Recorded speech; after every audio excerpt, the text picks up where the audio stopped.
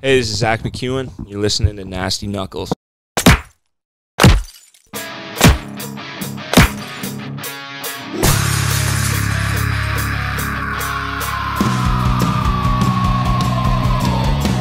You're listening to Nasty Knuckles, the Hockey Outlaws podcast, with your hosts, Derek Nasty Settlemyre and former Philadelphia Flyer enforcer Riley Cote, as they go behind the scenes with your favorite NHL players. Time to face off.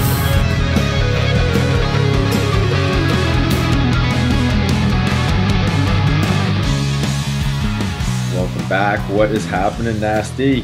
What's up, Rick Aurelia? What are you saying, buddy? This is it, man.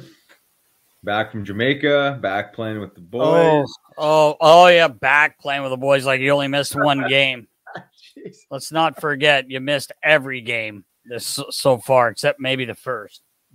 That's right. Still not off the hook, Word. man. You're still in the shit house with the coach. I know. I'll be back. But you did light it up, I have to admit. You lit it up the other night. Played. Preserved a lot of energy over the last 3-4 weeks, you know? Yeah, I mean, when you're in that flow state, too, it doesn't hurt. That's the truth, right? I was flowing. Nice left winger, Liney. Nasty. Oh, I was anything but a nice liney. I should have fucking just quit going up with Rocker and sat in the bar. Yeah, right. Because I didn't do a damn thing. Oh man, You're buzzing. You're buzzing. Good thing you actually could play the game, because every pass me and Joey gave you were in your feet or 5 feet behind you, and you made us look good by picking them all up. So we appreciate that. You can't make a good player a bad pass, Nasty. You know that. But yeah, it was nice to have you finally show up. And then, you know, this week, I just can't believe you've already committed for a 10 p.m. game. Wow. You're going to nap all day, though. I know. You're not going to stay up. Oh, we'll definitely won't stay up. No, I'll definitely probably squeeze in an hour with the girls, bedtime, wake up. Oh, no, then we won't see you. No, you will. You will. It's an important game. It's an important game. Important game, yeah. What else, Nast? Shoot some footage. Not much, man. How was Jamaica, brother? We didn't really get to tell you were there last time when we did the pre and post for our last episode. But now you're back. How did it go? It went really well. All around, it was just an amazing experience. The place itself, the people, the technology that was kind of integrated, and then, you know, our boy Downs. Yep, Steve Downey. Steve Downey, man. I swear to God, like a changed person. I love it. But I mean, obviously, he's got to go back home and implement and integrate the stuff he's learned, and, you know, some of the downloads he got. But he left Jamaica with a smile on his face, and, you know, his eyes seemed vibrant, and you could just sense a general sense of well-being with him. So that's great. He's been through a lot, man. Yeah, you know? he has. Yeah, and a lot of guys, you know, have, and it's really nice when you know someone and know they've been battling, and to talk to him that day just for the quick 5 minutes was awesome to see him laughing and smiling, and he really seemed happy. So yeah, glad you're able to get him there, man. I know it's quite a process, you know. Anything with Downs can sometimes be, you know, even before, you know, when he was a kid here, you know, it's like, all right, Downs, 10 o'clock, you know. Gotta go. Yeah. Let's go. But yeah, you know what? There was some logistic stuff that we had to take care of. We honestly didn't think we were going to get him down in Jamaica there, just based on timing, and he had no passport and the whole bit. But I mean, the guy pulled through. I mean, he was the one that filled out all the paperwork. He was the one that showed up for this appointment, and he was the one that got on the plane. So all I did was lend the invitation, and he accepted. So amazing, yeah. And it's super exciting in the sense that I know that there's so many more guys that need it, and we're going to continue to do these retreats. And I think that more and more people will be more comfortable doing this type of thing, this type of medicine, and, you know, in community and the whole bit. So I'd like to think next time we go down there, we're going to bring a few more of the boys, maybe some of the Warriors. I know we've talked to several of these guys before about it, but I think maybe this piece with ESPN that, ESPN was down there filming this. I think once this thing releases, it's going to open some eyes. Yeah, that's all. That's awesome. Yeah. Did anyone from like ESPN? I mean, they probably weren't allowed, but I was going to say, did anyone like jump in to like join, or were they allowed to do that? Or well, they land up doing their own ceremony. They did. Yeah. Oh, that's cool. Together as a 5-man unit. And it was one of those things where they battled it back and forth, is how can you really tell this story without actually experimenting with this plant medicine, right? And so they obviously had several conversations around it and then made the decision, well, guess what? We have to experience this to understand what these guys have went through and we're going through and the integration process. So they did. And yeah, I mean, I think that's like the main ingredient that will help them really tell the tale properly. So right. That's awesome. Yeah. Yeah. And then moving on in Flyers land, big night for G tomorrow. Yeah, big game, 1,000, man. Play with one team. It's amazing, and it's sad too, like, because it's probably his last game with the team. And I watched a couple clips yesterday. There was one showing him. They handed him an iPad, and it's his very first game. We were in Ottawa, and I think it was because of the cap we couldn't call a player up from the American League. So there's that little loophole, I guess, that you can use, and you can bring a junior player in or someone who hasn't signed. And so that was G's first game. It was in Ottawa. I remember he was 18, and he's getting interviewed, man, and he literally looks like he's 14 years old. 14 years old. And you could tell, he was excited, but he was nervous. And they kind of asked him a little bit in that little clip that I saw, and he said, I was really nervous. He was nervous about the media. Right. In that interview, I don't think he'd ever done an interview where that room was packed because it was a pretty big deal, and he was wearing the big number 56, Someone asked me the other day about that too. They tried to stump me. I'll never forget him being number 56. I was like, 56, bro, come on. I said, I'm old, but I remember little goofy things like that. Yeah, I forgot about that until you mentioned it. Yeah, but just watching that clip, man, I was like, I'm not crying, you're crying. I got a little emotional watching it because, I mean, you imagine what he's going through. Like, he's been here his whole career. Oh, man. I think he'll be fine wherever he goes. Sure. Once you know how it is, you get in that locker room, it's going to take getting in the locker room, busting some balls, getting on the ice. Next thing you know, it's like, hopefully it's that smooth for him. Usually it is, I would expect, but it's still, it's unknown territory for him. He's never played for anyone else, 100%. So I've talked to him the last few days, and he basically said, my mind's I'm all over the place, trying to distraction after distraction, yes, opinion after opinion, right? I'm meeting up with him in a little bit, and he said, just remind me, Nas, because I'm literally getting pulled 50 different places. So I do feel for him that way. It's gonna be weird, man. It's gonna be strange not seeing him in the lineup, here, I guess. But it's a huge accomplishment. Yeah, no doubt. 1,000 games, man. And 1,000 games in one city, one team is and him getting his 900th point last game, I know we talk about it all the time. I'm gonna say it one more time. I don't know how people don't understand how good of a freaking hockey player this guy is. It blows my mind away. Yeah. I mean, not to disrespect anyone he's ever played with. He's played with great players, but I mean, he never had a sniper. Like someone like, Sid's got Malkin, like all these guys. It's never one guy. One guy's not going to win you the cup, right? Unless your goalie gets a shutout every night and you're basically, but I just feel like I've read a lot of things. I don't know if people are just trying to get others wound up by just saying things that don't even make sense. I read one yesterday. Guy was like, bye, G, you never did anything for this team. You never showed up in the playoffs. And I'm like, Yeah. Like, have you ever watched hockey? Like, well, it's are just you kidding me? Like, anyway, but it's easy to rip on on yeah. everything when the team doesn't win. He was like the Batman with no Robin, right? I mean, 100%. Good chunk of his career, the extra core guy, yeah, support him all the time, and the teams that have won in the past how many years had that? You look back at the Chicago Blackhawks, they always do. Pittsburgh Penguins teams, the LA Kings. In fact, there's probably a third guy in the mix there too, and not diminishing anybody on the Flyers they've had either, because they've had some right. But yeah, the core guy that grow up with G to be around G.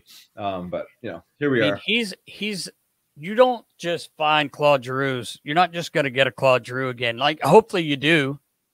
But you have to draft a Claude Giroux, because you don't get a traded Claude Giroux, right? I mean, you have to draft it, hit your pick, and they have to turn into an elite player, franchise player. And you said it there. He's an elite player. He is an absolutely elite player in the National Hockey League, and I think he's still got a couple years in him. I think so too. Maybe more. Honestly, I don't know what's going to happen. After the 1000th game here.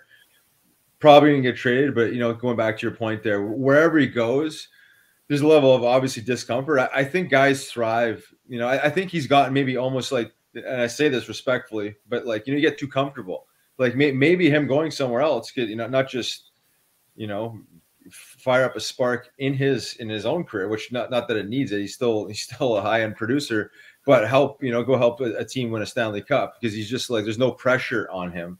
Right. There's always pressure, but right now it's like just zooming in on Claude Giroux, and the media isn't overly friendly with him sometimes, and people just meet people really. But going somewhere else, getting uncomfortable could be an amazing thing for him. So I guess Riggs, he should score 3 goals every single game. Oh yeah. And then, maybe then he keep the flies away that way. Yeah. I guess if you don't win a Stanley Cup, you're not producing in the playoffs. Exactly. Anyways. And again, like you just said, in saying that, definitely not putting any player down he's ever played with, because they're all good players. I mean, you're in NHL, you're a good, he played, Hartsey scored 40 goals. I mean, you don't just score 40 goals, 38, whatever it was that year. They played with Yogs. Someone said the other day, well, he played with Jaromir Jagr. I'm like, yeah, for 1 year, Yogs was 40. If he would have played with Yogs when Yogs was 26, like Yogs was playing with Mario Lemieux, Rick Tocchet, Kevin C., all these guys that had 50 goals each. Yeah, exactly. Of course, 50. That's back in the day, but he, like you said, the perfect analogies. He never had that Robin, and it's not shitting on anyone. I might have had 30 playing with Yogs. I mean, you know what I mean? It's just like, and someone said that to me. I think I told you that a couple of weeks ago. Like, well, he got to play with Jagr. I was like, well, first of all, it's for 1 year, and Yogs was 40. And yes, they had he had a great year, but I don't think it was all because of Yogs. I mean, Yogs had a big part in it, obviously. Like, guy, you can't take the puck away from the guy. Yeah. But, anyway, it's just like he's just a hell of a player, man. And I think people will see when he's not here what you're missing. Oh, yeah. For sure. Because he is going to be. Hard to replace a guy like that. You have to, How do you? Well, how do you? You're going to have to sign up. You're going to have to sign a guy that's, kind of say past his prime. You're going to pay him more than he deserves based on his past. And it takes. You got to hit a home run with the draft to develop a franchise player that's going to stick around in an organization for that long, right? I mean, usually by the time these players develop, or they end up getting traded or moving along. So, you don't see it very often where a guy sticks around in an organization that long. No, shelf life is a lot shorter than that usually. Exactly, and I'm really interested to see where he goes. I heard Colorado was out of the mix. But then Landeskog gets hurt. Yeah, right. I don't know how long he's out. I wonder if that changes anything. Maybe they didn't have a whole lot to give or weren't willing to give a whole lot. I don't know. I did hear a couple names that were in that. But, now we've been hearing through some pretty good sources, the Rangers. Yeah, that's an interesting one. Their goaltending is really good. Now these guys have never been tested in the playoffs either. It's a different, animal, I guess. But they got a pretty damn good team, New York. And then, Florida's in the mix, I believe. They're a scary team too. Yeah. But it'll be interesting. There's some other guys we've heard. Heard a few guys' names. We thought Ristolainen, but he ends up signing a 5-year deal. Congratulations to Risto. Yeah. People in Philly really like him. There's Sanheim. I've even heard Sandy's name. Yeah. He's a young D man. I don't know if that would happen. I don't know if that's just rumors. Yeah. We've heard Provi.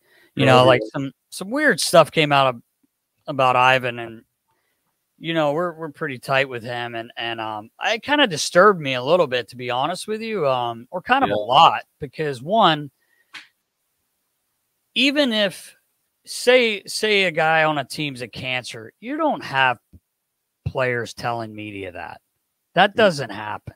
Yeah. How does something like that sneak out? That seems a little, I don't know. That seems a little odd to me.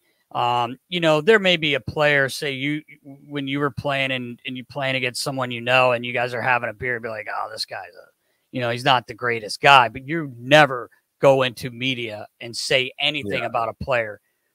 I have a hard time seeing that. I'm not there anymore. I don't know, but I thought that was really strange how all of a sudden out of Flyers camp, this comes out, things like that. That just doesn't happen. No, and then not to mention that it's so out of character for the allegations. I mean, exactly. You know what I mean? Yeah. Is the season gone perfectly for the team and each individual? I mean, I think most people would agree not. Right.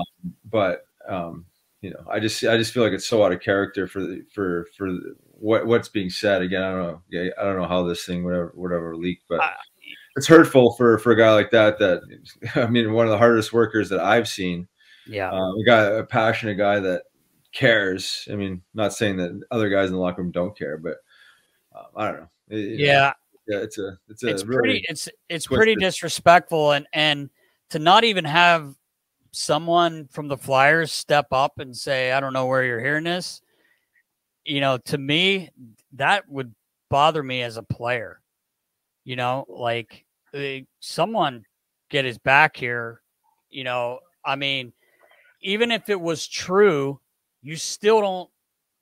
The stuff inside the locker room never comes out. How is this allowed to come out? Because we both know there are things that go on that don't get out, and if they did, for that to come out of someone from the Flyers management or whoever it came from, I find it very, very odd, because I was there a long time, and things happen, and you don't ever speak to the media. And then conveniently not sharing the source. Exactly. I mean, it's like, it doesn't generally work like that. It's not a good look for the team, to be honest with you, for the Flyers organization. And it's almost like a banana peel, a deliberate, but, I mean, things never know. Like that just didn't happen years ago. And it's lots of things seem to be happening all the time now. But anyway, I still love the guy. I think he's a great player. Man.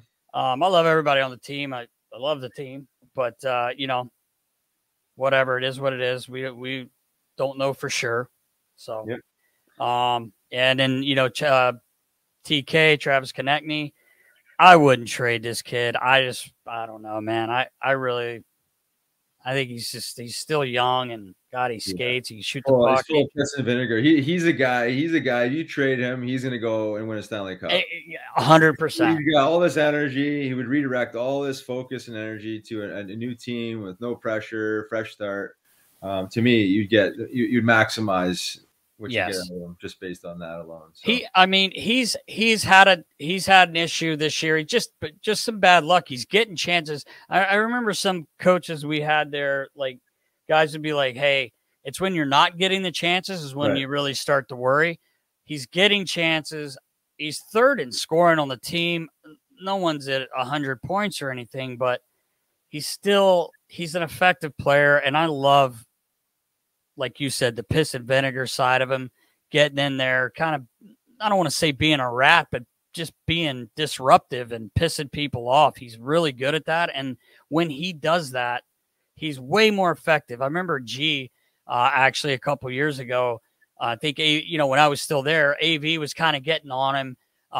TK was having a tough game, so he started kind of sticking, kind of causing some shit. And AV was just like, hey, TK, like, just play hockey, And then G turned around and said something in French, and I asked G after the period, I'm like, what'd you say? He was like, I said just let him be. Like, he plays better when he's like that. We want pissed off and pissing people off. It gets him going, and he's just a little spark plug. And I would hate to see him go, because like you said, you get the feeling with TK, he'll be like, all right, F you, and pick it up even more. But I guess we'll see what happens. I know a lot of teams, why wouldn't you want him? I guess there's a lot of teams, from what I'm hearing, are interested in him, and why wouldn't you be?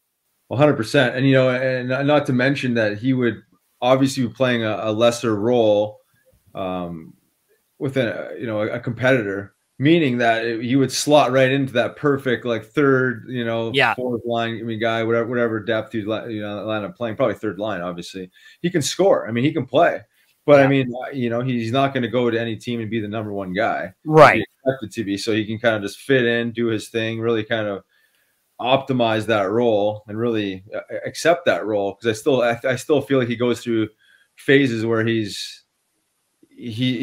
doesn't play like that, right? And when he does, it's like, holy shit, like, he has a level of play. So hopefully, I would think he can tap into that on any team he goes to. Yeah, it was funny when I was with a team, and I was there his first few years, and I just loved that about him, like, just a little shit disturber, and sometimes, like, things would be going good, and he changes his gloves a lot in the period, and he would always be like, Nast, and he'd hold his gloves up, so I'd take his gloves down and I'd give them to him, and if he wasn't doing much, I'd hit him, and he'd go, let's fucking go. And not that I was getting him fired up, but he was trying to fire himself up. It just always made me laugh. Let's go, Nast. I'm like, all right, let's go. Do something out there. I can't go with you. G used to do that too. I think I told you before. He would get a power play, and he would be like, look back at me and be like, hey, you want to see something? We would always do this like little shimmy. I'm like, yeah, do something. He'd be like, fuck you. Like, just kidding around. And before a game, he'd be like, hey, tonight when we get a power play, like, tell me, let's see something. Let's see something. Because I would say that to him. He'd show me something, just kind of messing around. And he would tell me to tell him that. And I would tell him that. And he'd be like, shut up, Nasty. And then he would look back and laugh at me. But anyway, it's tough when you see guys go. I mean, I know it's a business, and you got to try to, I guess, shake it up, since the last 2 years haven't been what we wanted. But I just feel like last year was a debacle, right? And you could tell things weren't right. This year, like, you don't make excuses, but you can't look at you can't ignore the fact that they've been decimated with games missed by main players, by core players. I don't know. So, I don't get paid enough money to make those decisions. I know they're hard decisions. So, hopefully they do the right thing here and can find the right mix. And 100%. If you do trade those guys, well, obviously G's going to get traded, but the other guys, I hope you get something good back for them, because, they need something. So, yeah, no doubt. We will see. Nasty, in pain? Well, once in a while I'm almost turning the big 3-7 this weekend. So once in a while, you got the aches. 13 years at 37. I like it. Yeah, it's been a while. Yeah. Wow. No, this is the first year I've been 37. First year. I was 35 for a long time. Then I went to 36. Now I'm being told I need to go to 37. Well, maybe even higher. Maybe even higher. Today. Yeah, I know you. No, not today. Tomorrow. Yes. Happy birthday, buddy. Early birthday. I know today's not your birthday. Tomorrow's your birthday. This is coming out tomorrow, though, right? Yes. Yeah. Okay, I was going to say, it's not today. I have it on my calendar, buddy. You're old, man. Old, yeah. I got pain, too. I know. I got pain, too. Lower back. What do you do about it?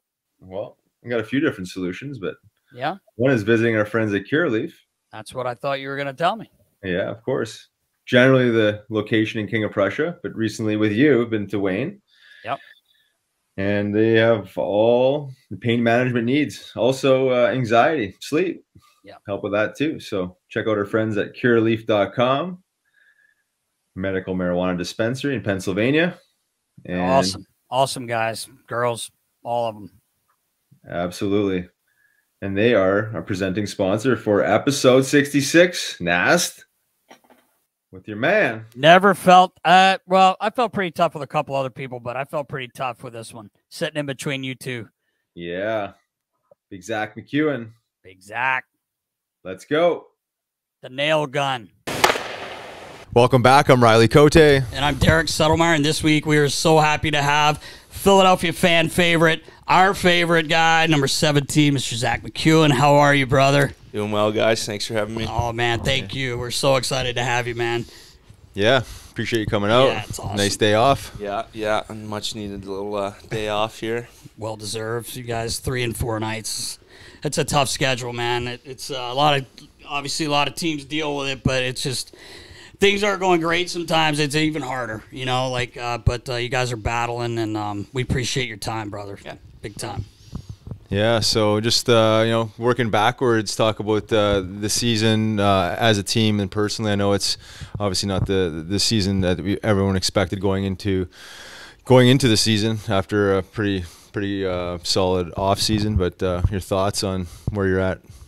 Yeah, I mean, we're playing some tough games. We're playing some good teams this last little stretch, and I think we're playing good hockey, and we're giving ourselves a chance to win, and we're kind of just coming up short right now, and obviously it's frustrating, but everybody around the room has a good attitude, and we're kind of sticking with the process here, and trying to improve our game all as a whole. So I think if we do keep doing the right things, like, we're gonna have success. We have a team that we know we can compete with any team in this league. So I think it's just that full 60 minutes and find a way to win games.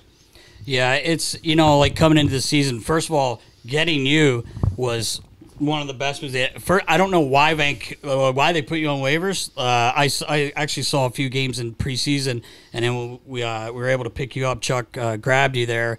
Riley and I were at the game when you debuted, and you're on the ice, and I'm like, holy fuck, this guy's big. And Riley's like, he can move, man. And we're like, this is, and the game that you bring is a Philadelphia style. I know the game's changed a lot. Everybody, a lot of people still talk about it's not Broad Street Bully days, but your game, first of all, you can play, you can skate, but that blue collar work ethic, but you do have skill as well. And, you stick up for your teammates, and you're definitely a fan favorite. And that first night, I remember Riley saying to me, man, I really like this guy. So I love that pickup. I want to make sure you're here. Let's get you signed, bro. Yeah, right. We cannot let you go, because you're like the heart and soul of a team. You do a lot on the ice, and I love watching you play. I love your style of game, and it is suited for this city. That's for sure. 100%. Riley, you were that type of player as well. Yeah. Yeah. So no, you can definitely see it too with the Flyers fans, and when I found out I was coming to Philly, I was like, they want a Broad Street Bully. I'll do my best to try to get back to that a little bit, and it's I love it here, obviously. So yeah, I think it's a great fit. Yeah, no doubt. And I was looking through your fight card over the last, 4 years since you've been pro, and you had some really successful years putting up numbers in the American Hockey League and limited amount of fighting majors because you're playing a lot more, obviously. When did you decide, like, this needs to be a part of my game, otherwise I really have no standing chance? Yeah, man, it's a tough league to score goals in. Obviously, it's the best league in the world, and I kind of realized that even when I was in Vancouver, there was nobody really to fill that role. Kind of when I was up and down from the American League to the National League, so I kind of just realized this. Nobody's really going to do it, and it's a big part of a team, and I think a lot of teams need guys like that. So I mean, I've always fought a little bit over my career, but usually I was, like you said, I was playing more, and I was on the ice a lot more, and didn't really have a need for it as much unless kind of something went down during a game. So it's just it's something I kind of developed, and fighting's fun. I love doing it. Yeah. Obviously it's a rush, so I'll tell you what, boys. I feel pretty tough sitting in the center in this line. I'm not gonna lie. Well, centerman. Yeah, I feel we got your back. tough We got right your now. back, Nest. I'm 0-4-1, as we all know, in my career. But I'm like, 4-1. I have never had a hockey fight though. We always kid around. G always gives me shit. I'm like, I fucking can take you. You're 0-4-1, man. Yeah. Like you're not taking me. But yeah, man, we love your game, and I know it's appreciated, Philly. And just talking to the guys that I'm able to stay in touch with, I know they really love you, and they appreciate your game as well. It's fun to watch. I just love big body getting in there. You can skate, you bang, and if you have to stick up for a teammate, you do it. I did want to ask you, like when you had your little tilt with Chara, you had nice hit on Mayfield. First of all, Mayfield should be taken up for himself. Yeah, I think feel so. I know what Chara's doing. Were you like turn around like, oh fuck, man? Come on, dude. Yeah, because I might have been like, oh, my arm. Yeah, right. A little No, tight kidding. today. It was definitely, it was it was like a kind of a split-second decision. I was like, is he coming at me right now?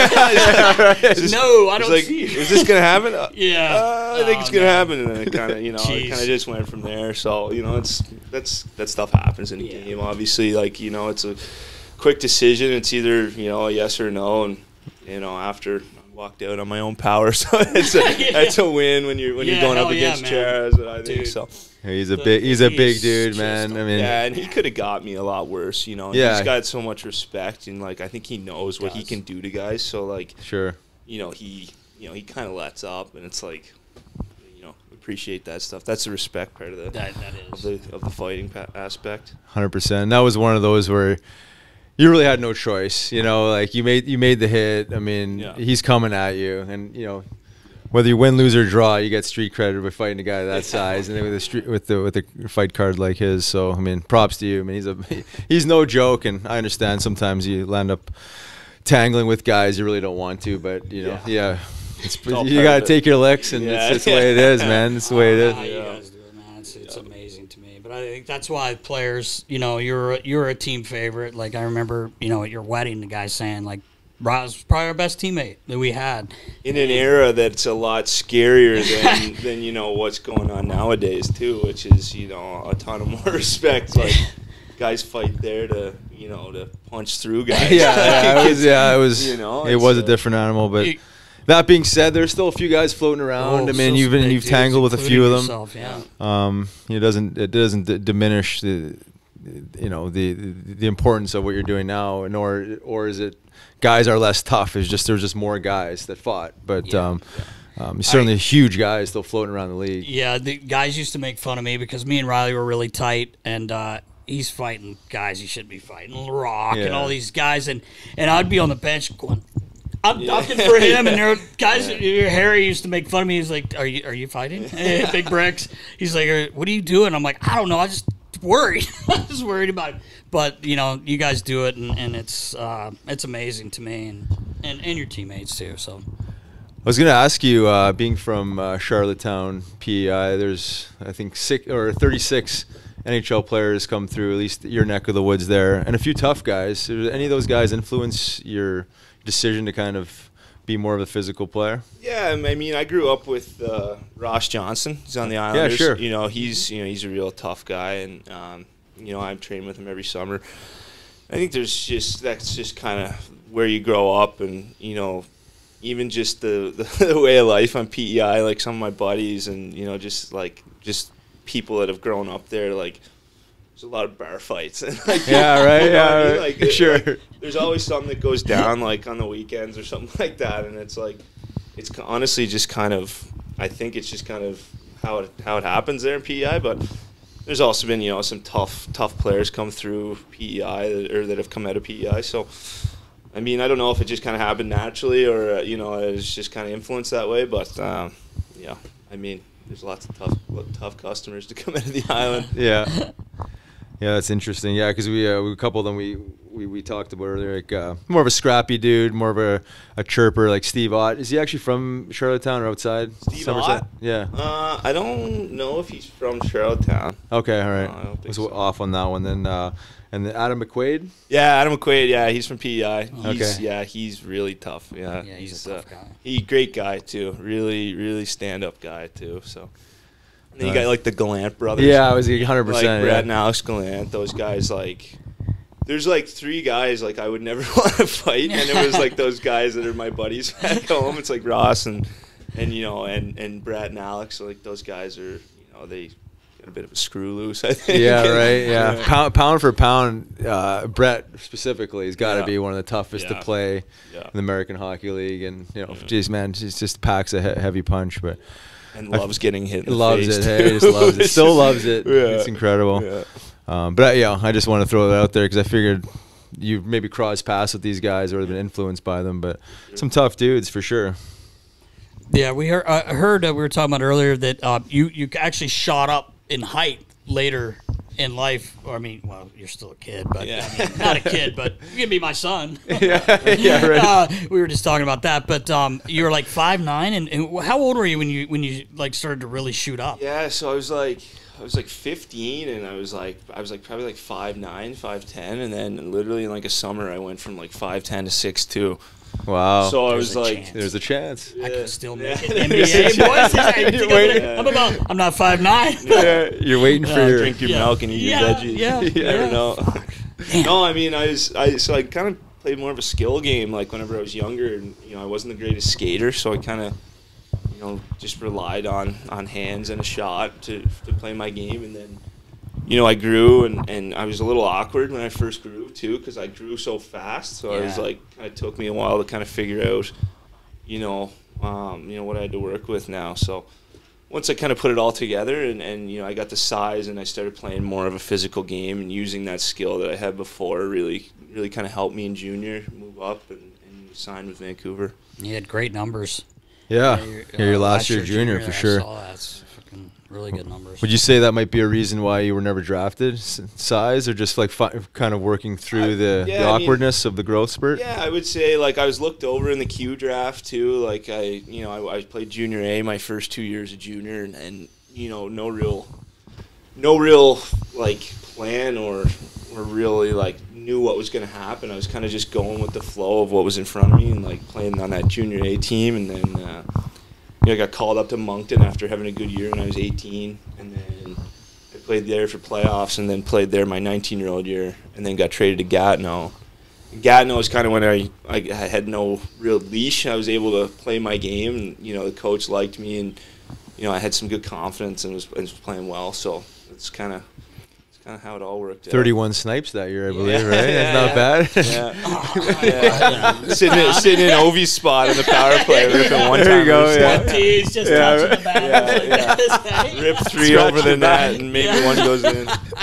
That's all right. If he hits a net, it's going in, Ovi, but he misses a lot too. But he's found the net quite a few times. So let's not kid ourselves. Yeah. We've talked about before where I was, you know, in Philly, like when you're on the bench and Ovi's in that spot. And you see that pass come over, and I just used to feel for the D-man. Right D. The D-man's got to front Schultze, it. I used to say, Schultze, dude, like, how do you stand there? You really got to nut up. He's like, you can't even see it. Because you can't see it. It's just going to knock me out if it hits me. Because you don't see it. You're just like, please don't hit me. Yeah. But, yeah. Especially when you're just seeing it go around the horn, and then you just know it's coming. It's job to flex.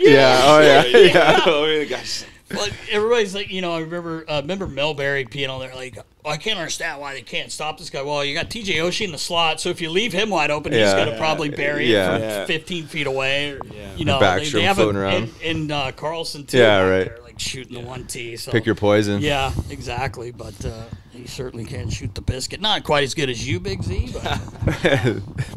But, anyway. About that one. Yeah. You've had an opportunity to play for some good coaches in your career.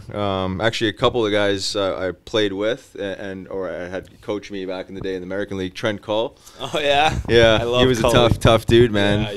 Yeah. I knew that. Cully actually helped me a lot. Like, Did he? When I was in the American League, he made me realize what my game was going to be, and kind of pointed me in the right direction. He was always a guy that was in my corner too. Yeah, I think he really helped me in Vancouver. So it's it's great. I miss Cully. Yeah, he is. He's in Abbey this year. So nice, simple guy, right? Simple meat and potatoes. Yeah, and that's what I loved. Like he demanded like hard work and a certain style of play, and if you didn't give it to him, he'd let you know. And it was a great way to coach. I thought. You it wasn't that hard to get on his good side if you just did things right. So, right. Nice. And then Gary Agnew was his assistant. I actually had Gary as a head coach for Syracuse when I played with Trent Cole. So it's funny how he was the head coach and Gary's assistant. Actually, I knew Ag's coached Color whenever I was in Utica. He's a great guy too. Yeah. Yeah. So easygoing. He knows the game so well. He's a great coach. Awesome. Speaking of Utica, like that, they have a great thing going there, right? Like they have great fans. I mean, it's not that big of an area, but we had Robert Ashe played here, and obviously he's running that whole thing. He's done an unbelievable job. Yeah, he does. He does an amazing job with that team there. Like it's a big hockey town. They love their hockey there. Like they sell out every game. So and the rink is just always rocking. So it's like. It's super easy to get up for games when you're playing at home there, and then actually he treats the guys on the team so well. And he has all these programs he's running outside of the rink, all this charity work he does too. So he's obviously a stand-up guy. He was really good to the trainers, like when he was playing. Like he treated us like really well, man. He was a really good guy, really good dude. Yeah, we talk about attitude a lot on the show. Yeah. Just like he was a guy that. Well, I think it was last year. He landed up being like the fourth tender, right? And it was a tough year. It was a year sort of like, you guys just had a string of bad luck here with injuries because we all know like this year could have gone a totally different way. It's just bad luck, and it's going to get better. I know it is. But that year was, I think, the worst year in Flyers history. It was the 40th year of the team. Yeah, it was terrible. And like no one had a good year. No. Like it was just one of those years where we traded Forsberg that year because, anyway, Eshe ended up, he's the starting goalie. He ends up being like third or fourth, goalie. It was just a tough year, but man, he was great. He dealt with it, and he, like I said, he was just always a good dude. Yeah. I really like Eshe. Yeah, just the attitude he had. I just remember because I think it was my first year, and you talk about a veteran player being essentially pushed upstairs in the weight room, and his attitude, I thought, for the most part, was awesome. And then he goes on to being a general manager. Yeah, I could definitely see that. Just from what he does, day to day with that team. The interactions I've had with him, he gets it. Like he does. He just does the right things. Yeah. I mean, from your perspective, like how important is a good attitude? I mean, not just from your role, but from like any role in the team. Oh man, like it's everything. It's the one thing you can control. I think it's the biggest thing. That's a good point. There's a lot of uncertain things that can come your way, but how you deal with them is ultimately going to be what you're made of. I think it's I've had a tough little stretch the last 2 years myself, and it's just it's all about how you deal with it, and trying to just control what you can control. Really, that's it. That's it. Well, it seems like you're doing a good job at that. I mean, I would say you're one of the highlights of the season, like your individual play and the presence and everything. Do you have any superstitions approaching the game? Oh man, how long do you got? Yes, baller. How much tape we got there? I have been pretty superstitious throughout my whole career. I try to knock it back and call it a routine instead. Yeah, right. Yeah, sure. I like that. Where like if I don't do something, then it's not going to mess with my head for the game. But I think everybody, especially in hockey, I think hockey players are ultimately pretty superstitious. So yeah, everybody's got their little quirks and stuff that they do. So I mean, mine's just putting the gear on a certain way or eating the same thing every day, kind of thing. Or, it's just little things. It's just so automatic that like you play so many games that like I don't even think about it. Yeah, it's subconscious behavior almost, right? It's just what it's what I do. I'll tell you this, and this is your first year playing with Claude. We actually have a couple of things we want to talk about G, but he gave me more anxiety than anything in my life. Him coming in with about a minute to go before he goes out for warm-ups. I don't know if he's doing that this year. He's the quickest dresser I've ever seen, the quickest undresser. And then gets all the way undressed in between periods. Like, he'd be like, I'm going to break my record today, Nast. I'm like, dude, just come get dressed, man. Jake's like, he just needs his jersey. G comes walking in, in his little spandex and his T-shirt, and he's dressed before Jake's putting the jersey on. I'm like, how the hell do you do that? But he used to drive me bananas. Him waiting so long. I think we start getting dressed at the same time before games. No way. I'm you're really quick. You're quick too. I hate sitting in the room with my gear. I'm always like I just put my gear on and go right on the ice. It's like I could never do that. Oh my God, that's too much anxiety. Yeah. Well, now listen. He asked you about superstitions. Riles would be there at about 3:45. Okay. That's early. Oh yeah. Coffee, black coffee, about 7? Oh, at least. Sooties. I don't know what else he had going. We won't get into that, but yeah, right. It was a banned substance. Right, yeah, some banned substances maybe. Riggs is like Lavi. When Lavi was coaching, or Johnny, warm up tonight, but you're not going to go tonight. 7 coffees. Absolutely jacked up, ready to just go. Just skating the red line, out and warm up, like just waiting for something. Oh yeah, something. Spent the rest of the game wearing off the sooties and the coffee and the bike. Yeah, just sitting like this. Like, oh man. I don't miss that. It was funny because back then it was a lot of the whole red line. Oh yeah. Remember you? Big Earn there, McGrath, and these two used to just talk to each other. Oh yeah. Just doing the old groin stretch. Oh yeah. Just staring, waiting for somebody to say something. Yeah, yeah. 1 foot over the line, waiting for someone to chop it up. I don't know who was more jacked up, you or Laviolette. I think Lavi was, man. Lavi was pacing up and down the hallway. Oh my God. Well, he was. You're giving him fucking Red Bull shots. No, I was giving him a lot of different shit, but he was fired up, man. Boys used to get on me. Don't give him them fucking pills anymore.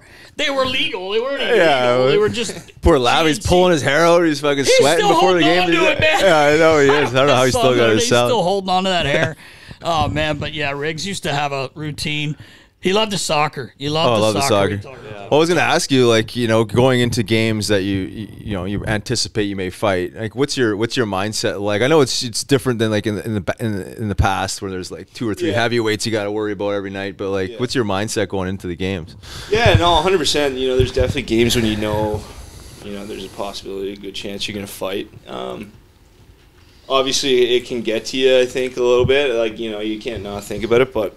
I just, try to just think about little stuff, like just kind of little technique stuff, like what I'm going to do if I get in different situations, or also just try to go to a pretty dark place, I think. Yeah, I know, right? Yeah, you got to. You got to put your head in this space where, you got to be confident and you got to, you can't try to go in, not trying to get hurt or something, or you got to approach it. I think I try to approach every fight the same and just.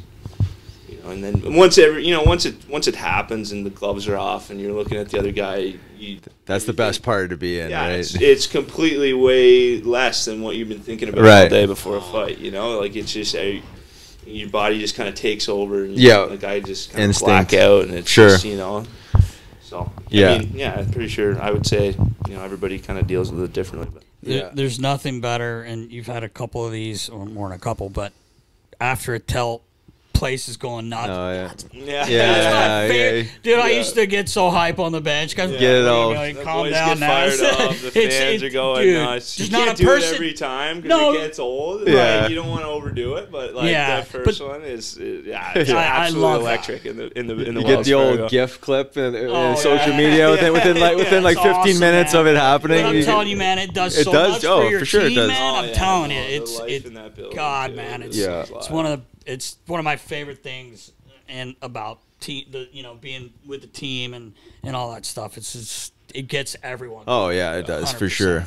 I was gonna say, talking about like the mind prep and everything. I think it was maybe a couple weeks ago against Washington. That had to have been a game where you just expect Wilson's gonna make a big hit and you're gonna have to deal with him. But I feel like that was one, like, just watching you, like, he hit you and you don't think twice. Like, I feel like that one is one just ruminating in your head before the game, probably. I think the game before, there was kind of a knee on Lawton and stuff. Oh, right. Mm-hmm. And I'm not a guy that usually tries to, get the jump on somebody without them being ready, but it's like a split-second decision in a game. Sure. I get hit from behind and keep him honest. Off. Yeah. Sure. It's a guy that's I'm sure he's done similar things in his career. For sure.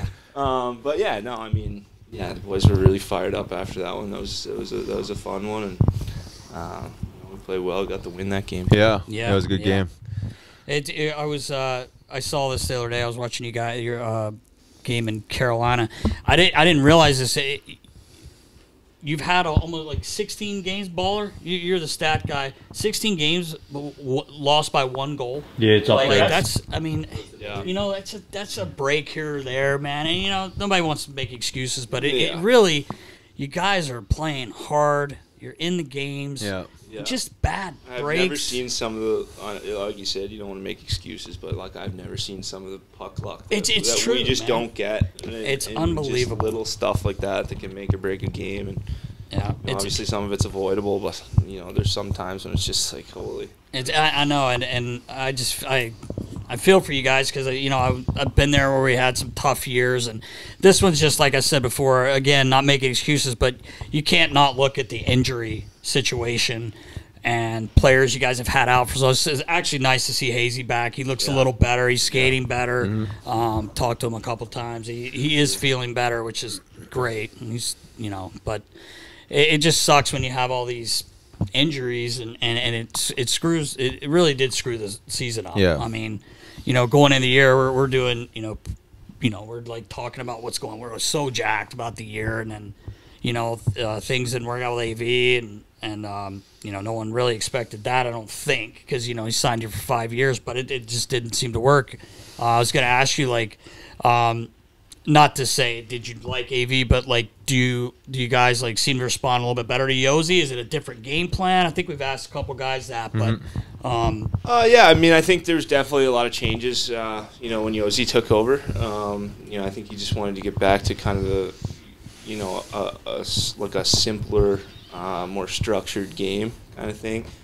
I think you kind of gotta shake things up when you're put in that position like he was to to take over. Obviously, he's trying to make a difference, and he's a great coach and a great hockey mind. He knows what he's doing. And, I think it's just I think we responded well, and we went on a good little stretch there. Yeah. And he took over, and like you said, you can't make excuses, but you obviously see the people that are out of our lineup, and it's you get some bad luck like that. So it's just a tough situation for everybody because we feel like we can compete with everybody in the league, and then we're not getting the results that we're looking for, and we're just trying to do what we can to come out of it.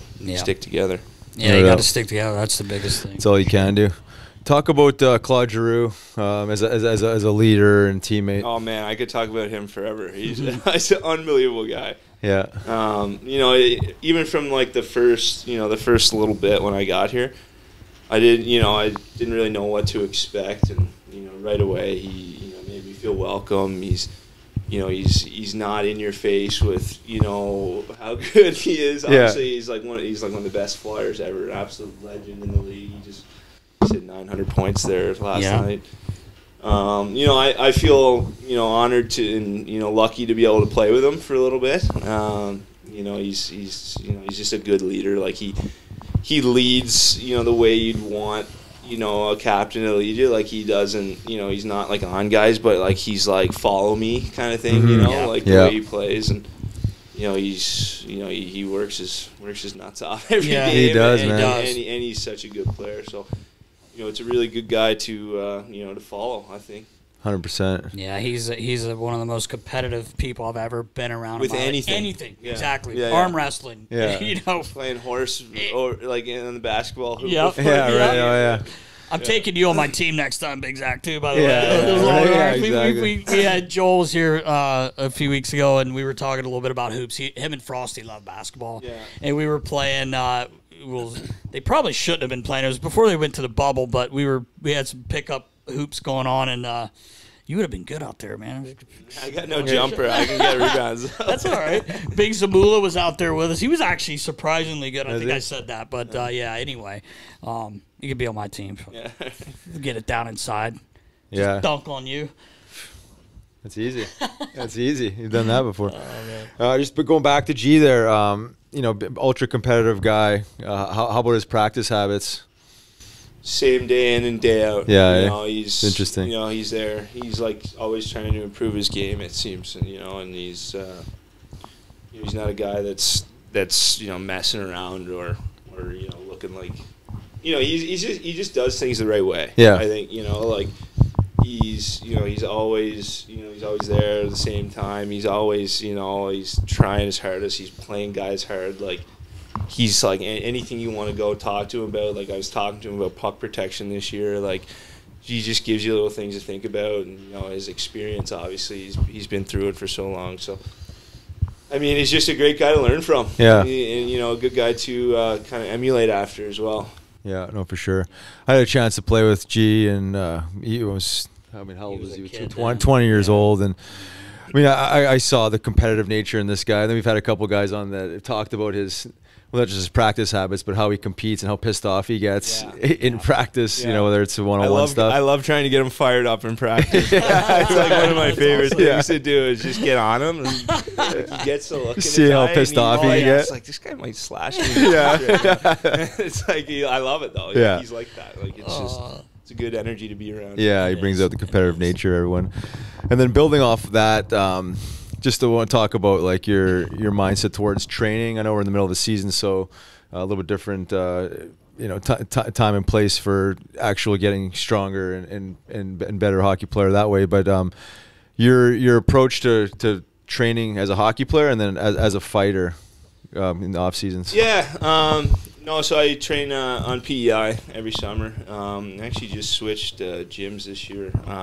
Went to where a lot of the pro guys go back in the island. It's a really good program. A lot of speed, a lot of turf work, a lot of obviously a lot of legs, and just building that explosiveness. And I work with an MMA guy in the summer that I grew up with, and he opened his own mixed martial arts gym. So he's good for kind of working and trying to find different scenarios off the ice that you can put yourself in that are going to help you train for a fight on the ice. And he do a lot of boxing, a lot of cardio and stuff with him. So I mean it's definitely something you need to do. And being in PEI in the summer training is great because you get done at your gym there for the day, and you got great beaches or unreal golf courses to go to. Yeah, after, so, sure. Yeah, it's I got a good regimen, I think. Nice. And then you're 25 years old. I think you're kind of like right in that category of age where you're starting to really understand recovery more. I think when you're a little bit younger, it's just like 100% all in, right? All in, just drain the tank, drain the tank, and then you realize it's about self-preservation. And you've been around some good veteran players that have learned how to take care of themselves. Where are you at in that philosophy of understanding recovery and its importance? I think like just really starting to get on that like this year kind of thing. Like it's also like I haven't. Over the last couple of years of my career, like I've kind of been in and out of the lineup, so I haven't been playing as many games in a row. Right. And the way I play, the body can take a toll on the body, and recovery is huge. You want to be able to do everything at the same capacity, night in and night out, and you just physically sometimes you can't do that unless you take care of yourself and unless you're doing the right things to to get your body back in order. So I think it's a huge part of the game, and I think. You can always learn ways to keep getting better at recovering. Yeah, you keeping an eye on some of the veteran guys. You learning? I know JVR is big guy. That guy, he has a great. He takes care of his body. That's for sure. Like, I get tired. I used to get tired watching him. I'm like, I don't. Yeah, it's a lot. It is maybe too much. Yeah. No, I mean, you look at him. He plays the same way every night, and he's been doing it for a long time, and he's still doing it at such a high level. So it's like there's got to be a little bit of method to what he's doing. Oh yeah. Hey, it was funny when he first got here. He had started doing that in Toronto. Yep. I told you we went to the World Cup of hockey. I hadn't handled his gear since he was a kid here, when he first started. And I go to move his bag, and it weighed about 500 pounds. I'm like, oh, dude, I'm $140. I can barely lift your bag. What is in it? So I'm opening it up, and he's got all these contraptions and stuff. And I'm like, dude, you're high maintenance now. But watching him at first when he came to the team like that next year when Hexie signed him, he had all his things. He was doing it, and it was like guys were like, "Dude, what are you doing?" Next thing you know, like there's more guys doing it. And they're watching, and they kind of see that, like you said, there's a method to his madness with that stuff, and it's very important for you guys because you play so many damn games, and you play in 3 to 4 games. High impact sport. Yes, especially the way you're playing and. Some guys, it's not as high impact, but your game is. So, Yeah, because I mean, when I played my first year, I had a centerman named Jimmy Dowd. He's 40. He's 40 years old, right? Junkyard, yep. And he was the guy I looked up to because he was the first guy in the weight room, and he's always taking care of his back. He had back surgery and just like little things, right? And I was still in absolute meathead mode where I was like going on lift and do all this crazy stuff, and never took days off. But I didn't figure out the whole recovery thing until after I retired because my body just broke down. But now I'm obsessed with it. Right now it's like, it's the way I live. But I would just appreciate the guys that figure this out, because if your body is your moneymaker, and you just forget about taking care of it and just don't focus on recovery, that your career is not going to be very long. Yeah, no. Especially the way the guys train and recover these days. And I think I realized that too, seeing when I was in Vancouver, Jay Beagle. Oh yeah, he's a guy that really takes care of himself, and he's had a grinding career. Excuse me. He's he really like does everything. Like you said, he's the first one in the gym. Like he's not like uplifting heavy weights, but he's doing little stuff to like get his hips in line and like take care of his lower back, like all this stuff to just to keep going. And, he's been doing it a long time too. So definitely, it's definitely necessary. Yeah, it's almost laugh at like the philosophy of like when you're young, like how much grunt work, right? How much lifting, how much taxing, and then it's almost polar opposite towards the end of your carear. You just you're saying alignment. You're gonna get more out of a hamstring stretch than you're out of a deadlift. Yeah, right. Yeah, exactly. Just a different way of thinking altogether, but it's necessary for survival. It's funny how much it's changed too. Like I'm dating myself, but when I started back in '93, '94, man, it was like the training part of it. Oh yeah, just, heavy squats and just like max squat, max bench. How many chin-ups silly, doing now? Just silly. Yeah. What does a fitness test look like these days? They've removed all that stuff, right? I don't know what it's like in Philly because I wasn't here. Oh, that's right. You came after. Yeah, that's right. I think it's like, especially over the last couple of years with COVID and everything, I think that's kind of gone. Definitely dropped off to be more hockey-related things than it is like just, let's see who's the strongest guy here. It's just a joke. The bench press. One in Vancouver that we had that was absolutely crazy and everybody hated it. It was the 5-mile assault bike test. So it's like the assault bike where you pump your hands or your feet, and it's like so you 5 miles for time, and it's like takes like 11 minutes or something, and it's just. It's hell though. It's like the hardest I've ever pushed my body. Probably like in anything, and it's something you dread. But they took it out this year, so the boys are all happy. Yes. Yeah. So excited about it. Yeah, think about how many useful or useless fitness test things we've done over the years between bench press and squatting and like some of these 3, 4, 5 mile runs. Phil Kessel, the thrill, love that.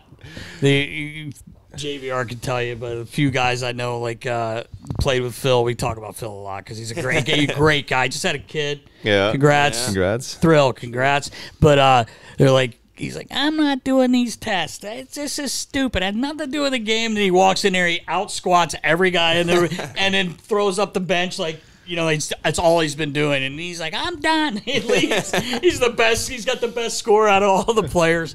You're just like, this guy's just amazing. And he's extremely durable. He's creeping on Jans on the. He is, man. He is. Oh man, I thought that was super cool. How they flew him in. That was really cool. Yeah. Oh man, but you can't hurt that man. No, can't break him down. Can't. Not the thrill. Not the thrill. Imagine if he would have trained. Would he have been as durable? Maybe have screwed him up. Probably would have. It's like Marty Brodeur when his last year started training, popped his blew on his bicep. The guys start getting hurt when they start training. What's the point? If Jake Voracek ever stretched, he'd be in trouble. Oh, I know, right? Jakey can't touch his toes, man. It's hilarious. His limits. Though. Oh yeah, man. Oh yeah. I'm like, why don't you start? He's like, he used to come to the bench to be Zach, and he'd be like, it was like the running joke. He'd come over, he'd take his water, and he would always. His hair wasn't even that long, and he'd be like this. He's just kidding because we would do that shit, mess around, and he'd be like. Feeling pretty good. I feel like I'm about 50 today. And that's a good day. That's a good day. And some days he'd be like, about 65. I'm like, come on, man. We need you tonight, buddy. I'm like, why don't you start stretching? He goes, because I get 30. Yeah, right. He would say, because I get fucking hurt if I fucking stretch. I'm not stretching. He's like, I'll get hurt. But it's definitely changed over the years. Oh man, has it ever? Yeah, so much money and resources poured into preserving the body, eh? And I think more guys are even taking matters into their own hands more too, and spending more time and money on their body and and treatment and, the recovery things. And, I know I've definitely upped my game in that sense over the last, year and a half, 2 years. So it's all about longevity. So it's for sure, man. And would you say like the physical body is like, say, maxed out as far as what we can do with the physical bodies? I'm not sure how much faster and bigger and stronger we can get. And then on the other side of that is like, are you guys doing anything around the mind? I mean, it seems like a push for more mindfulness and mental health stuff. Yeah, I mean, I think obviously with over the last year and the stigma around mental health and everything, everybody's trying to be a little more mindful of that. I know it's something that I've been trying to figure out the last year with everything that's gone on in my life, and there's definitely things you can get better at in that sense too. But I mean, I think it's definitely a necessary necessary tool to try to have in your tool bag, where you can work on that stuff and you can be comfortable talking about it and working on it, and because it's all, you train your body so hard, and right. If your mind's letting you down, like, what's the point of doing all that if you're not getting the most of yourself? So I think you can always keep working on that stuff too. Is there anything internally within the team structures that actually promotes working on the mind component of this, like to actually, like, as a tool, not just to like preserve mental health, but actually to help guys focus and concentrate more? Yeah, I mean, I think there's little stuff that they have, little like kind of menus for calming the mind after a game, or using recovery before bed to get good sleep. Yeah.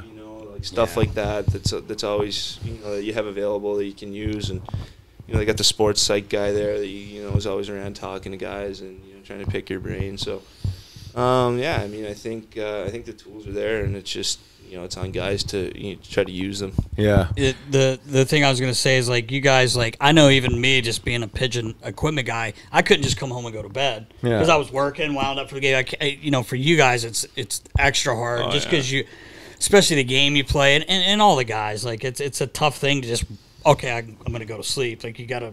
That doesn't work like that. The nervous system. But I don't think people realize that. Oh, yeah, no, for sure. It's not that easy, man. Yeah, no, especially games after games. It's up till 3:30, 4 o'clock every night. Like, it's just, you're so wound up, and you're replaying the game in your head. You're going over everything. It's hard to kind of just bring that down. Yeah, for sure, man. Yeah.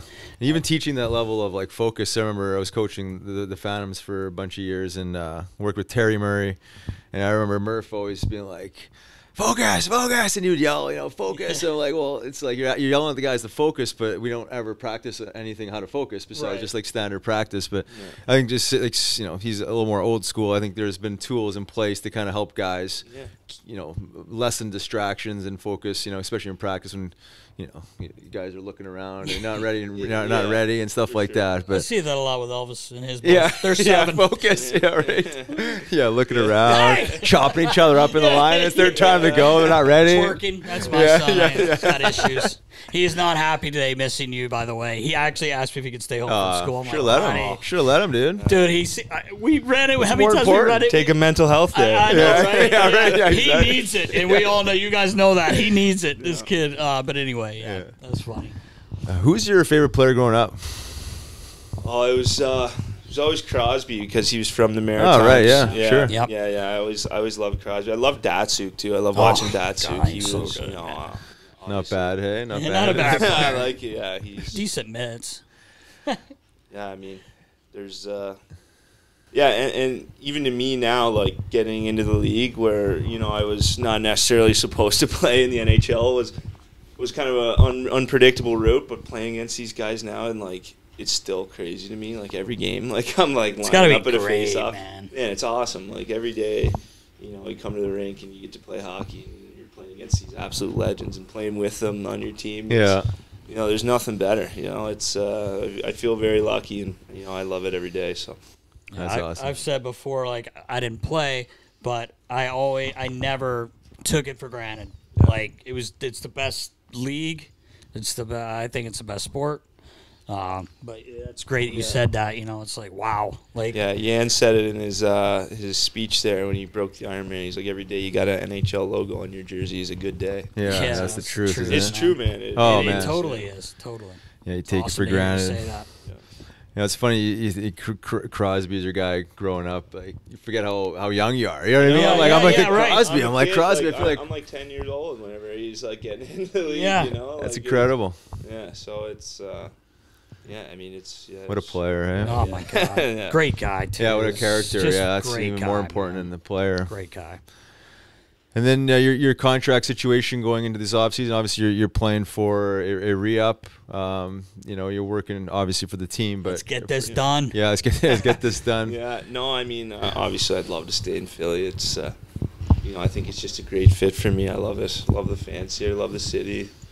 You know, I've got a great apartment. I love it there. Yeah, I'd love it. I just renewed the lease. So. Yeah, right. I hope it's gonna work out. Chuck.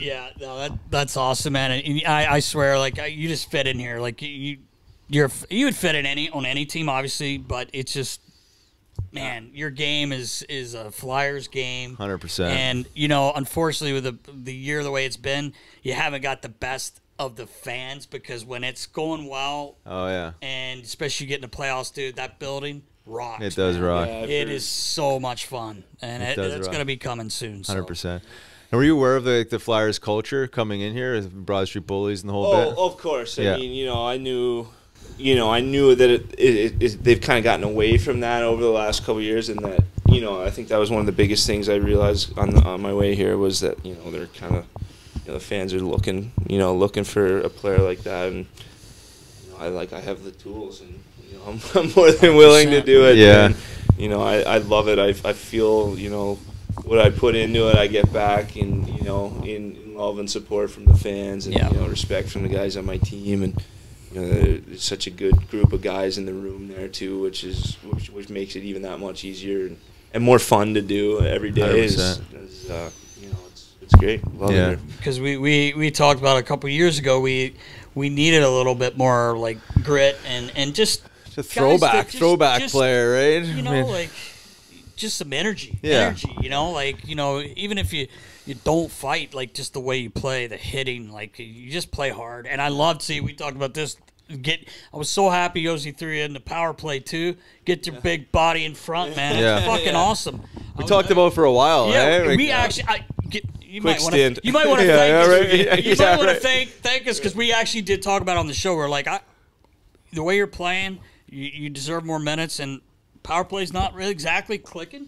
I mean, everything's, you know, it'll come in time. It's still early in my career, and you know, I still obviously have to learn the ins and outs of the games to be reliable every night. Like, I'm the first person to know that nothing is given to you, and you know, you got to earn everything. You got to earn the trust from your coaches. You got to be reliable, and I think, you know, it's not out of the question I can build up to that. You know, just 100%. Keep working on my game and you know, try to get to that point. But well, you've done it before, you know, you juniors, your last year, big numbers, your second year in the American League. Like, you obviously have the ability to put up numbers. It obviously comes with playing time as well, and trust from the coach. Of course, it's easier, you know, it's obviously easier to play a game when you're playing 12, 13 minutes a game as opposed to 7. But, you know, like I said, it's, you know, nothing's given. You gotta earn everything you get, and you know, that's just the way it is. Yeah. Well, you got lots to build off. I mean, this year to me is a huge win for you personally. Like you said, you've been a highlight of the year for sure. Yeah, you're a throwback for Flyer fans. You know, you don't see many guys like you. But more importantly, you can play the game. You're not just like a village idiot like myself, or just like, you know, like just put the puck in the corner and just absolutely be reckless. It looks like you actually have a plan when you're out there. Well, I used to be a little more reckless when they started making me have a plan. Like, you can't just get your nuts off at a guy. He's gonna beat you. Yeah, you're right. You got to use angles. Bury myself in the boards with this small little D-man juking me. Riley's first shift, you're either going to kill Sean Hill. Was that his name? Sean Hill, right? Yeah. His first shift could have been better. The puck gets wrapped around. Someone changes. Riles goes off the second door near the center ice, straight out, and this guy comes around, takes the pass, and Riles, here's a quick. He just buries him. I'm like, what a first shift. Didn't even have to cross over. Nothing, was straight line. Just 2 steps on the ice. Oh, my God. He just straight across the ice, and you're like, he's either going to kill him or go through the glass. Yeah. But you got him. You got him good. I wish they're all like that. In the game then. Right. Totally. Oh man. But yeah, no, having to get into coaching and understanding like angles and being responsible, reloading. I was a guy I would like take myself for the play for the big hit, and then I'm all of a sudden talking about no, don't make that hit. Like try and curl above the puck. It's hard when you're a guy that when you play like that though too, because you want to kill this guy. If you see an opportunity for a big hit, but it's like. Well, if you don't miss him or he still makes play, and now there's a 3-on-2 going exactly. You're going the other way. He's going there. I might not see the ice for another 10 minutes. Exactly. Is it really worth it? You start doing the math. Do I it's going to cost me. Kill this guy, or do I want to just back check? Oh man. I wish I was that mindful to actually do the math back then. It was just like I just figured if I didn't at least try to knock the guy's head off, I wouldn't get noticed. But yeah, looking back, I probably should have been a little wiser, but. Shoulda, woulda, coulda. I remember when Lavi was coaching us, JVR's like first, second year, like JVR's not going to play a physical game. That's not his game, right? Like, and he'd come in the room, you're running, like we had you and a couple of the guys, and he's telling JVR, I want you to run that fucker through the wall. I'm like, Lavi. Yeah. Holy, let's be real. Let's be real. It's just not his game. And I remember just looking at JVR. He's so young. You could even think he's shaved then. Like, and he's just like, look at he don't want to hit nobody. What's going through his head? Like, really, Lavi? Like, I'm not putting myself there. Yeah. And that wasn't his game. No, of course not. But anyway, man, your style of game is definitely appreciated. And, you are a fan favorite here. That's for sure. I appreciate that. I appreciate the fans here too. Yeah, I definitely feel it. Whether it's in the rink and social media, people reaching out. It's awesome to see. To see the support from everybody. Yeah, sure. Well, keep it up, brother. Man. Appreciate you. Appreciate you coming on here and problems. Time. Thank you so much for your time. It's a day off for you, and it's well deserved. But we do appreciate your time, man. Yeah, no problem. That episode was brought to you by our good friends at Fans of Philly. Nas, you getting pumped or what? Oh, I can't wait, boys. Smashville. They're not going to know what hit them, man. Yeah, I know. But 10 days away. It's creeping. I know. Saturday. See our boy Nick Cousins, too, while we're there. Yeah, I know, right? Run into him. Because see if he's toned it down a little bit. Oh, I don't know if he has. I talked to him quite a bit. We text a lot. Yeah, he's a beauty, man. God, is he a beauty? That'll be fun, man. But what a time this is gonna be. I can't wait, man. They like we've said 100 times, they're the best, man. What a show they put on. Everything's just dialed in from Fans of Philly. It's so much fun. I can't wait. Yeah, looking forward to it. Get some nice weather too. Hang out with some I hope fans. it's supposed to be nice, right? Oh yeah, better damn be. It will be. It doesn't matter if it isn't. Yeah, we're still gonna have a time. Oh, it's still gonna be great. But it should be good weather by then. Yeah, and a huge thank you to the big man Zack MacEwen. Yes, for his time.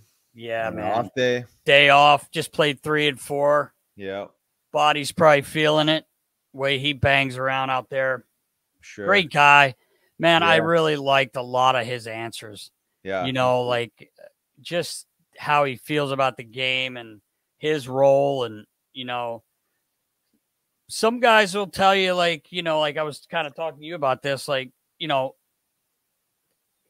it's not out of the game, but there's not, like you guys were talking about yesterday, it's not the same as it was, but he accepts that role and likes it and knows it's his job. And I loved when he was talking, we kind of brought up the power play, and he's like, well, you got to earn that, and I'm going to keep working to earn. I love it, because some guys like, why don't you put me on it? Like, just because I'm here, like, I just like the fact that he gets it, Oh, yeah. He gets it. 100%. Yeah. I seen a lot of myself in him. I was 25 years old. It was roughly around the time that I was able to crack in the league. Obviously, like you said, like a different animal. Not that I was that long ago, the era I played in, but certainly a lot more big boys. And I'd be fighting guys like him like every single night. But the funny part is like he's found an amazing niche in the current day game, right? I mean, he's a big body, he's a lean body, he hits, he can skate, he can play. But again, like you don't have to fight every night, right? You talk about self-preservation. I was trying to get at least 30 fights a year, where I think the leader in fighting majors is that Nick Laurier with 9. I think Zach's only got 7, but but like but that's a beautiful thing. If you can stay in the NHL, play that role, and fight a limited amount times, like you can play for a lot longer of a time, and you don't have to deal with it every night. You know, right? Again, it's like it's a completely different animal. But I like to see him have success. I love his energy, and he is a throwback. You know, which you're not going to see a whole lot of it anymore. Guys that actually embrace it. So I'd like to see the Flyers re-sign this guy. I mean, I would imagine that they are. I mean, it would be foolish to not. What would be your reason not to? Exactly. Like, I mean, he doesn't hurt you. He doesn't Yeah. hurt you on the ice. I mean, if literally, like, you know, we watch 95%. Like, we may miss a game or a period here or there, but like, I've never like watched him when he gets on the ice. Like he says, he only gets 7 to 8 minutes a game, but like, it's never where, oh, he's terrible. Like, he can't play. He's fourth line. You know what I mean? Like, he can play. He gets in there, he bangs, he knows his role. That's the biggest thing when guys are willing. And you've talked about this before too. You know, like, there's guys that maybe make a team, they're on the fourth line. Well, you could be a really good fourth line player and play for 12 years in the league. Oh, yeah. But you get guys that play a year there and they're like, well, I should be on the third. I should be on the second. You know, like, you don't want guys like that around, because then they become negative. And that, like he said, we talked about a little bit about the negative energy and how you deal with things that aren't going your way. Right. And he's just like, you got to be positive. And I love that little thing you brought up about Keith Yandel saying, hey, man, every day you put on a sweater that has the NHL logo on it. No doubt. That's a great day. And it's honestly a great way to look at it. You know, there's a lot of guys that don't look at it that way. No, and they probably, when they're done, they're like, what the fuck was I thinking? Yeah. It flies by. It happens so quickly and fast. And then you look back and you're like, what the hell just happened? Why was I think that's upset? a huge lesson. Yeah, a huge lesson for young guys, middle guys, old guys. It doesn't matter what adversity that you're dealing with within the sport of hockey. I mean, it is a business, but we should be grateful for those struggles, because those are first world luxury struggles. Yes, exactly. Like, every day is not a great day. Like, obviously you're going to have your days. You're going to be pissed off. That's fine. But I just love his attitude and his answers and the way he looks at the game, and he loves his city, man. Yeah. And they love him. I mean, how do you not love a player like him? And it's not even all about the fighting. Yes, that's huge. He stands up for his teammates, but you also notice there isn't a lot of shit going on with him on this team.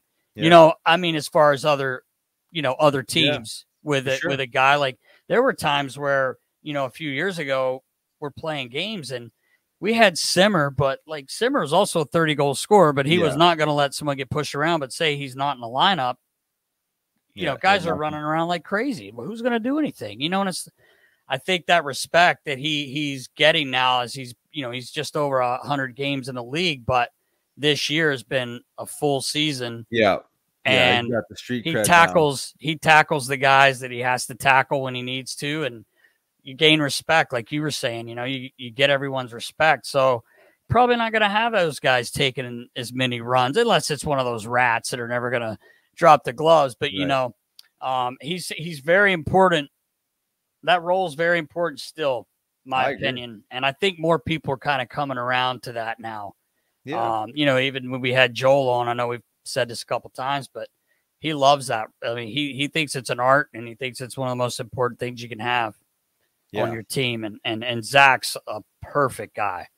100%. Yeah, I couldn't agree with you more. You said, like, outside of the toughness, he can skate, he can manage the puck, he's not a liability. So the fighting and that physical play is essentially, gravy. But I mean, he has to bring it, otherwise you can find more skilled guys elsewhere. But he's got kind of like a nicely filled toolbox.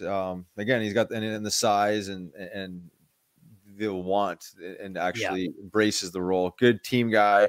All the guys we texted about him for some stories, were like, you just love him. He's like, great guy. Great guy. What else? He's awesome. Yeah. So I've been able to hang out with him a few times, and I remember just the first time I met him, I'm like, dude, what a good dude, man. Yeah. It's hard to find bad guys in hockey, but you can tell it's genuine, and he's just a really good person. Absolutely. Well, we wish him the best. Yeah, the rest of the way this year in the season, and then hopefully they lock him down for I would think 2 or 3 years. It's not going to be a 1-year deal. I would hope. I'll tell you what, I would think. I mean, again, I'm not a GM, but like if they didn't, we were dumb enough not to lock this kid up, someone will. Like he's proved himself. 100%. He's proved himself. I agree. They would be foolish, absolutely foolish to not. So I'd like to think that he will. It's just a matter of 2 or 3 year deal. I think you got to throw this guy a bone. Show the young guys in the organization, how it works and how contracts are earned and how ice time is earned. Because he's a perfect example. Not drafted.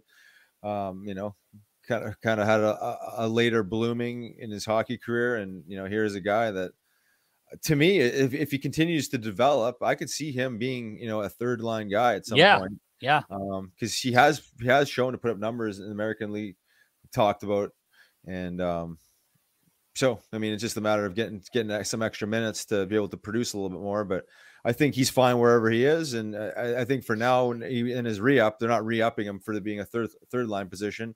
It's basically like you're re-upping exactly where you are, and then if everything goes well, maybe we'll throw you a bone now and then if you keep working and hustling and getting opportunities. So wish him the best. Yeah, man. And on top of that, I mean, I don't think you have, like you just said, you don't have to worry about him not hustling and trying and do. He's gonna work his bag off all day. And I was like, he was kind of joking. He made light of it, but it wasn't. He did deserve to get thrown on the power play. Sure. I mean, why not? Like he played hard. He's playing hard. Throw him in front of the net. Let him throw him a bone, man. Yeah, I agree.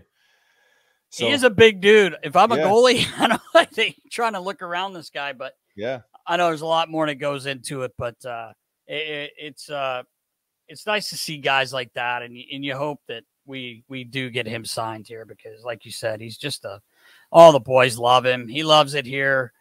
It's a perfect fit for a guy like that here. No doubt. So, episode 66 in the books, Nast.